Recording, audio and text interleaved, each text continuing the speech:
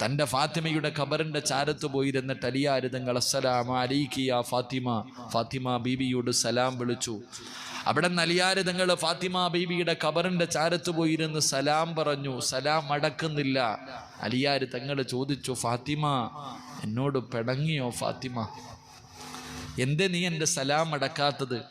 മണിയറയിൽ പിണങ്ങിക്കിടക്കുന്ന, കിടപ്പറയിൽ പിണങ്ങിക്കിടക്കുന്ന ഭാര്യയുടെ പിണക്കം മാറ്റുന്നത് പോലെ അലിയാർ തങ്ങൾ തൻ്റെ ഭാര്യയുടെ ഖബറിൻ്റെ ചാരത്ത് ഒന്നാമത്തെ രാത്രി പോയിരുന്നിട്ട് ചോദിക്ക, എന്തേ ഫാത്തിമ നീ എൻ്റെ സലാം അടക്കാത്ത? എന്നെ മറന്നു ഫാത്തിമ?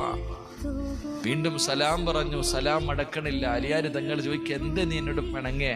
മടക്ക് ഫാത്തിമ, എന്നെ മറന്നു പോകല്ലേ ഫാത്തിമ. രണ്ടാമതും സലാം പറഞ്ഞിട്ടും അടക്കാതെ വന്നപ്പോ അലിയാർ തങ്ങൾ ഫാത്തിമ ബീവിയുടെ ഖബറിന്റെ മുകളിൽ കൈവച്ചിട്ട് ആ ഖബറിനോട് ചോദിച്ചു, അലിയാർ തങ്ങൾ ഖബറെ, എൻ്റെ ഫാത്തിമയുടെ വിശേഷമെന്താ?